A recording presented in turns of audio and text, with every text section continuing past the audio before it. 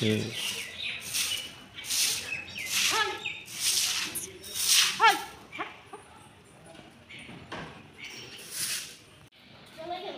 হ্যাঁ হ্যাঁ হ্যাঁ, দেখা হবে পরে আবার।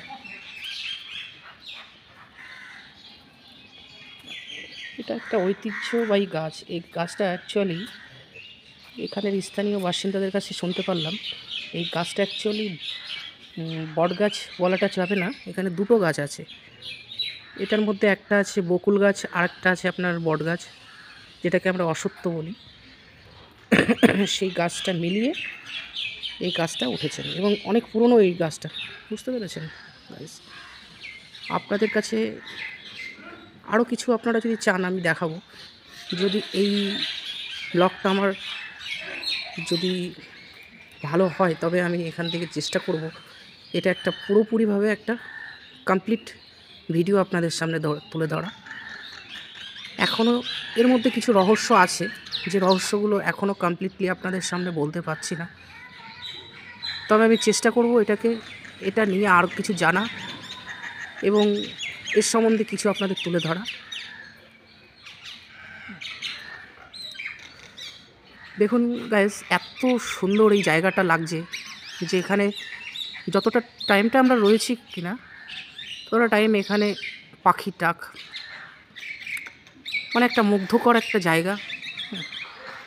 শালিক পাখি ভেতরে বাসা বেঁধে রয়েছে এবং ডাকছে, তাদের ভাষায় তারা কথা বলছে। মানে কি বলবো, অপূর্ব একটা দৃশ্য এই মুহূর্তটা। এবং আমি চেষ্টা করব আপনাদেরকে আরও কিছু বানানোর, এটা নিয়ে কিছু আলোচনা আরও করার। তবে যদি এই ব্লগটা আমার ভালো হয় তবে আমি চেষ্টা করব আরও বড় কিছু বানানোর। থ্যাংক ইউ গাইস, ভালো থাকবেন, সুস্থ থাকবেন এবং এগিয়ে যাওয়ার জন্য আমাকে সহযোগিতা করবেন।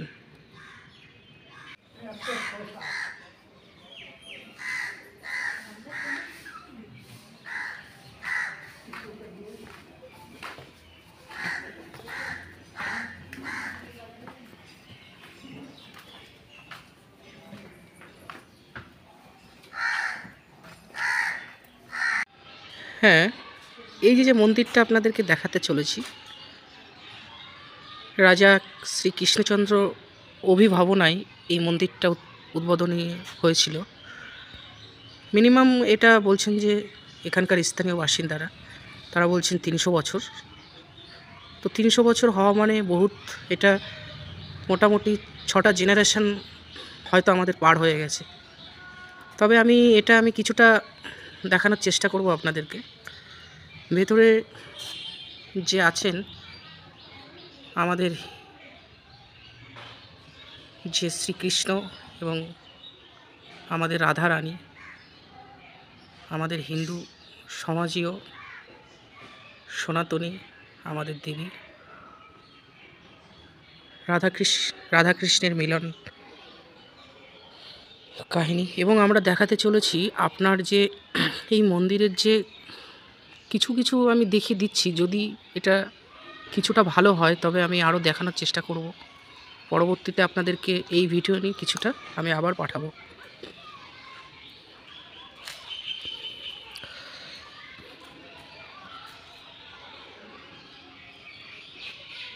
এখানে গোপালের একটা স্থান এবং এই দেওয়ালের গায়ে দেখুন কিছু কিছু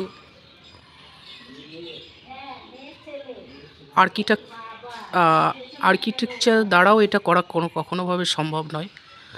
এটা কিছু কিছু এমন কিছু আলপনা বলুন এবং হাতে করা ডিজাইন বলুন, এগুলো করা রয়েছে।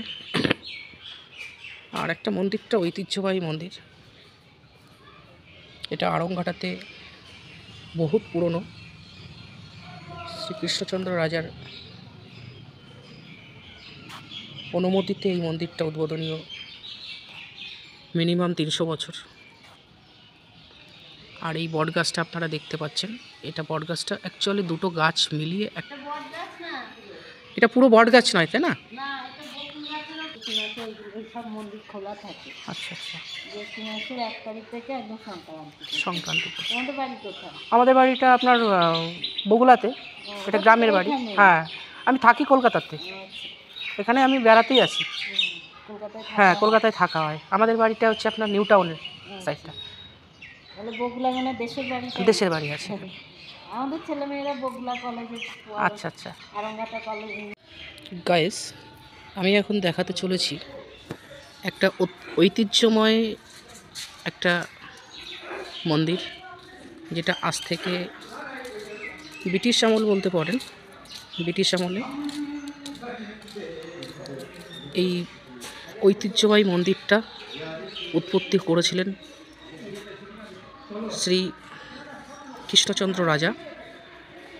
তার অভিভাবনায় এই মন্দিরটা উদ্বোধন হয়েছিল, এবং সালটা আমি বলতে পারছি না আপাতত। আপনাদের কাছে এটা আমি জানার পরে আমি গিয়ে বলবো যে এই সালটা অ্যাকচুয়ালি কতটা পুরনো এই মন্দিরটা। তো এই মন্দিরটার ভেতরে কিছুটা আমি বাইরে থেকে দেখাচ্ছি।